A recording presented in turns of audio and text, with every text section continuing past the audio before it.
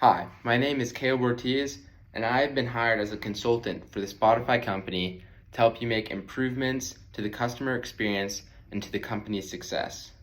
I specialize in data collection and utilization, and my goal in this meeting is to go over some past wins of the company in the data realm, walk through steps to improve data collection and usage, and present new opportunities with emerging technologies. Congratulations. That's what I'd like to start out with.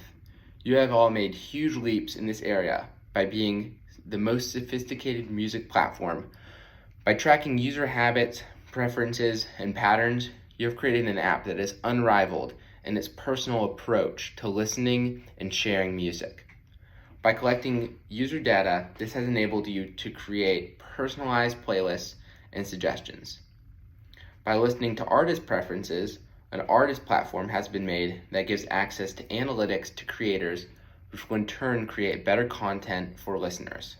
And lastly, ad partners have been greatly pleased with the effectiveness of recent ad campaigns because of the market targeting given through allowed by the information provided.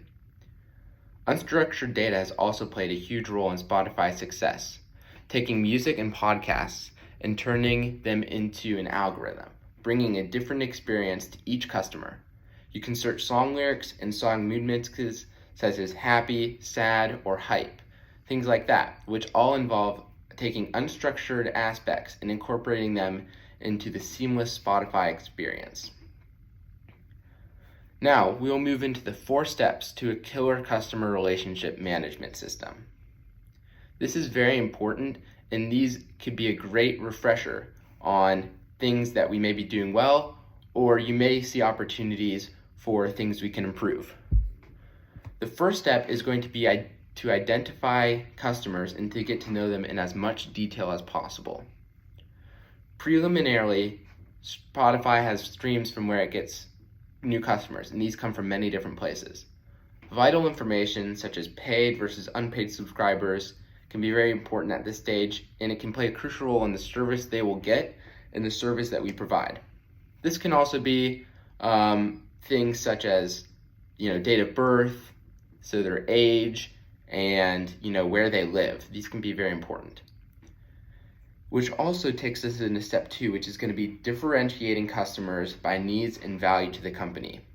This goes a step deeper and would be putting data in the app that allows us to track our users, in which we can use later.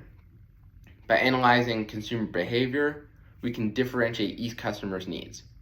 Cookies would be something that would allow us to track purchases and interests, which is especially applicable for unpaid listeners.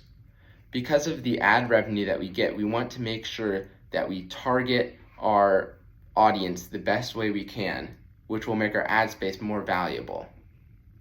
We could also collect more data and collecting user data habits to better predict what they want at that moment. If they listen to one type of music when they're in a certain mood, that could be something great to know and that we could put on the front page for later. Step 3 is going to be interact with customers to improve efficiency. The like system for liking music, user-generated playlists, and now even shopping metrics through the artist merchandise stores, we're able to interact with customers. Ways to improve this step may be to implement some more user studies in which we roll out small changes to certain groups of people and see how it affects their metrics, positively or negatively.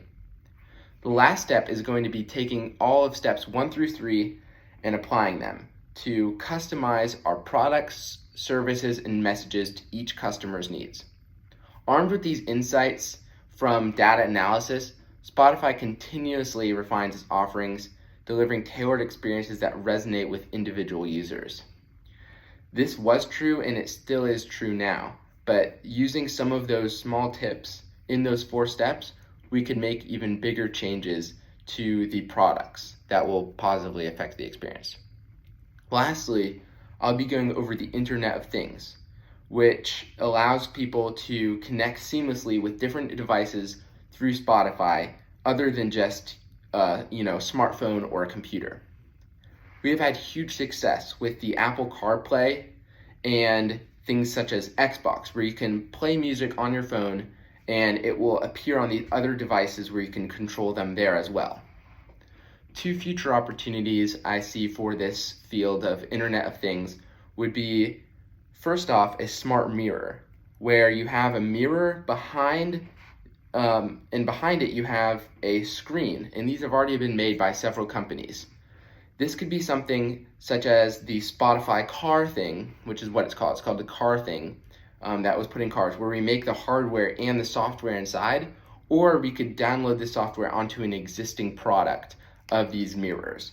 This would allow you to play music, go forwards, backwards, and simple things like that while you're getting ready and you might not have your phone on you. A second idea for the Internet of Things would be virtual reality or augmented reality headsets, such as the new Apple Vision Pro.